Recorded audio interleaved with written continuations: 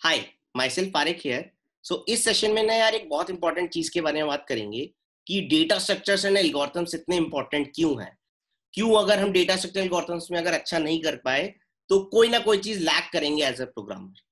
ठीक है। एंड मुझसे बहुत लोग कहते भी हैं कि यार डेटा स्ट्रक्चर एल्गोरिथम्स पढ़ तो लिए बट अब कंपनी में आया है तो इतना यूज नहीं हो रहा। देखो, डायरेक्टली यूज नहीं होता शायद, बट इनडायरेक्टली बहुत ज्यादा यूज होता है। तो हमें डेटा स्ट्रक्चर्स एंड एल्गोरिथम्स तो अच्छे से करने ही पड़ेंगे।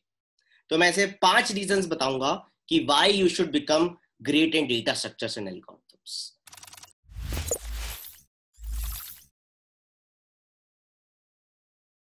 ठीक है। फर्स्ट इंपॉर्टेंट पॉइंट इज कि यार क्रैकिंग इंटरव्यूज। देखो, इंटरव्यूज तो निकलेंगे ही नहीं अगर डेटा स्ट्रक्चर्स एंड एल्गोरिथम्स में अच्छे नहीं है। जो बिग प्रोडक्ट बेस्ड कंपनीज है लाइक गूगल, अमेजॉन, माइक्रोसॉफ्ट, वो तो जो डेटा स्ट्रक्चर एल्गोरिथम्स में अच्छा होता है उसको डायरेक्टली ले लेते हैं। उन्हें बाकी चीजों से इतना फर्क नहीं पड़ता।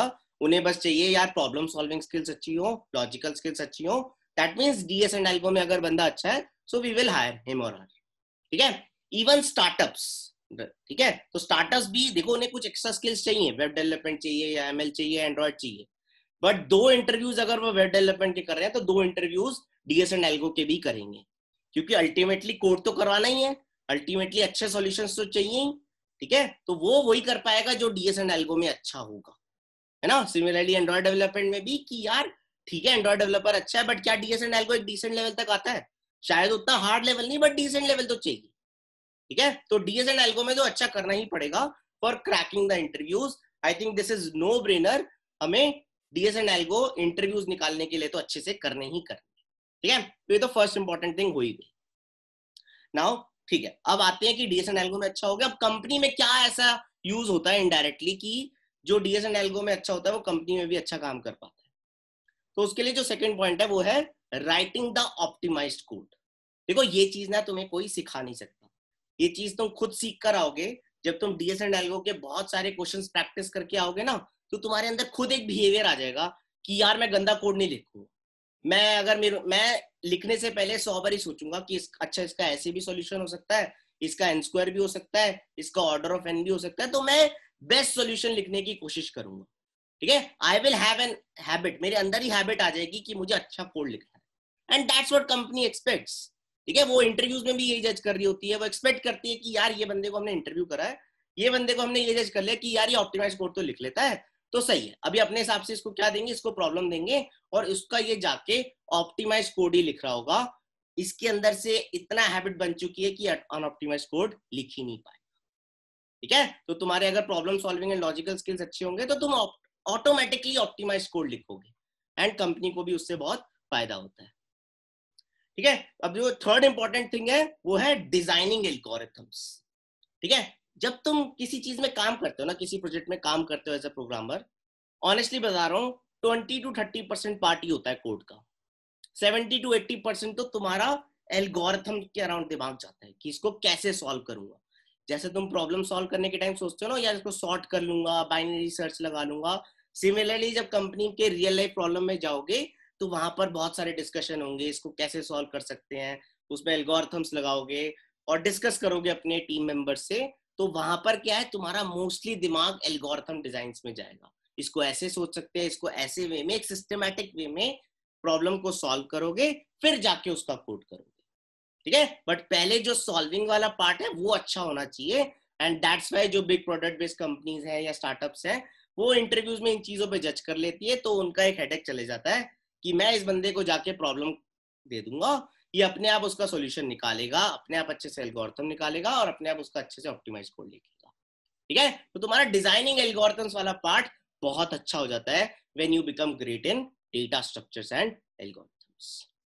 ठीक है। और the next point is learning advance skills. देखो, हम बहुत सारी एडवांस स्किल्स सीखते हैं, लाइक वेब डेवलपमेंट हो गई, एंड्रॉइड डेवलपमेंट हो गई, मशीन लर्निंग हो गई। बट उसमें क्या है, अगर तुम्हारा बेस अच्छा होगा ना, बेस मतलब डेटा स्ट्रक्चर एंड एल्गोरिथम्स अच्छे होंगे, तभी उन स्किल्स में भी बहुत अच्छा कर पाओगे। देखो, जब तुम वेबसाइट की बात कर रहे हो, तुम facebook.com लिखते हो, वहां पर डेटा आ गया, वो बैकएंड पे कोड लिखा हुआ है, बट वो जल्दी आ रहा है नहीं आ रहा। तुमने facebook.com लिखा, तुमने लॉगिन करा, फटाफट आ गया डेटा। एक हो रहा है यार 3-4 सेकंड बाद आ रहा है। इतना टाइम नहीं है ना किसी के पास जिंदगी में, तो इतना वेट नहीं कर पाते तुम, फिर वो यूज ही नहीं करोगे वेबसाइट। सिमिलरली अगर ऐप है, अगर ऐप में तुम्हारी फीड है वो लेट अपलोड हो रही है, तुम उस ऐप को जाके अनइंस्टॉल मार दोगे, है ना। तो उसके पीछे जो प्रोग्रामर है उसने ऑप्टिमाइज कोड लिखा होगा, और तभी लिख पाएगा अगर वो डेटा स्ट्रक्चर्स एंड एल्गोरिथम्स पे अच्छा हो।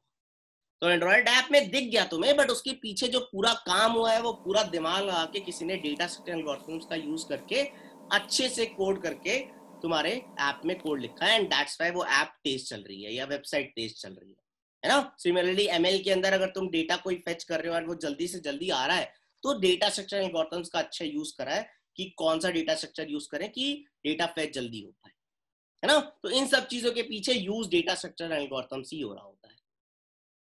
And last but not the least, जब एक कंपनी में काम कर रहे हो, अब मान लो तो मेरे को शिफ्ट करना है, मेरे को एक दूसरी कंपनी में जाना है, तो दूसरी कंपनी में जाने पे ना, एक तो तुमने इस कंपनी में जो काम करा वो तो हो गई, बट उतना ही इंपॉर्टेंट वहां पर फिर से डेटा स्ट्रक्चर एल्गोरिथम्स पूछे जाएंगे। तो अगर तुम्हारा बेस अच्छा नहीं होगा ना, क्योंकि तो हो सकता है तुम 2 साल बाद शिफ्ट कर रहे हो, तुम 2 साल लगातार प्रैक्टिस तो कर नहीं रहे थे, बट अगर तुम्हारा बेस अच्छा होगा तो 2 साल बाद भी अगर 15 से 20 दिन प्रैक्टिस करोगे तो तुम इफेक्टिवली दूसरी कंपनी में शिफ्ट कर पाओगे, उसके इंटरव्यूज निकाल पाओगे। वहां पर भी डेटा स्ट्रक्चर्स एंड एल्गोरिथम्स पूछा जाएगा, क्योंकि उन्हें बेस तो चेक करना ही है। तो इसलिए जब तुम पहली बार डेटा स्ट्रक्चर एल्गोरिथम्स कर रहे हो तो बहुत अच्छे से कर लो, because this is the skill you are learning for life. ये कभी भी तुम्हें कंपनी शिफ्ट करनी है या खुद का स्टार्टअप करना है या कहीं पर भी, हर जगह ये इनडायरेक्टली यूज आएगा। और मैंने मोस्ट इंपॉर्टेंट चीजें बता दी हैं, इनके अलावा और भी चीजें होती हैं, तो उस चीजों के बारे में तुम्हें जो लगता है वो कमेंट्स में बता सकते हो, बट मुझे जो लगता था वो मैंने बता दिया। I hope it helps, and that's why I will recommend you highly कि अच्छे से डेटा स्ट्रक्चर एल्गोरिथम्स करो, 3 से 4 महीने में बहुत अच्छे से हो जाता है, लगे रहो and you will become great in data structures and algorithms. Okay, thank you. For new programming updates and videos, subscribe to Coding Ninjas channel.